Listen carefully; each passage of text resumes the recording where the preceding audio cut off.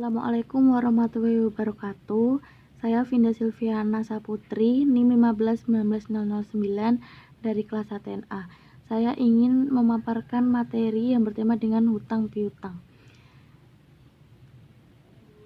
Pengertian. Dalam Islam, hutang dikenal dengan qardu yang secara etimologi berasal dari kata al-qatu yang berarti memotong. Qardu juga didefinisikan sebagai harta yang diberikan pemberi pinjaman kepada penerima dengan syarat penerima pinjaman harus mengembalikan besarnya nilai pinjaman pada saat mampu mengembalikannya. Hutang piutang dalam bahasa Indonesia disebut pinjaman secara bahasa al-qardu, yaitu qardan yang diambil dari kata al-qardu yakridu qardan yang artinya memotong, memakan, menggigit, dan mengerip.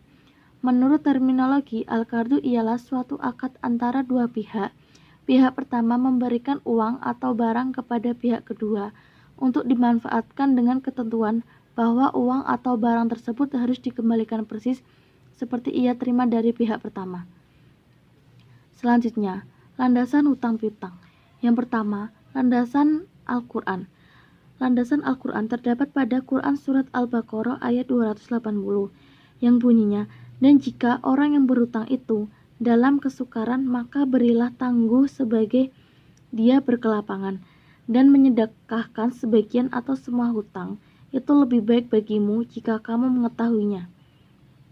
Ayat tersebut menjelaskan bahwa apabila seorang memberikan hutang kepada orang lain dengan rasa ikhlas dan rela karena Allah, sama dengan memberikan pertolongan, walaupun hutang itu masih harus mengganti di lain waktu.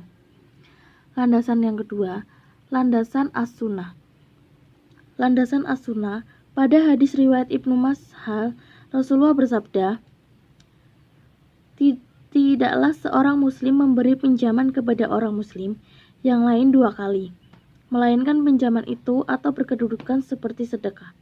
Hadis tersebut menjelaskan bahwa memberikan utang atau pinjaman dua kali nilainya sama dengan memberi sedekah satu kali. Selanjutnya, rukun dan syarat hutang piutang. Yang pertama ada pihak meminjam atau muqtarid. Pihak yang meminjam merupakan orang aliyah muamalah, yaitu balik, berakal, dan tidak mahruz alaih, atau bukan orang yang oleh syariat tidak diperkenankan mengatur sendiri hartanya karena faktor-faktor tertentu.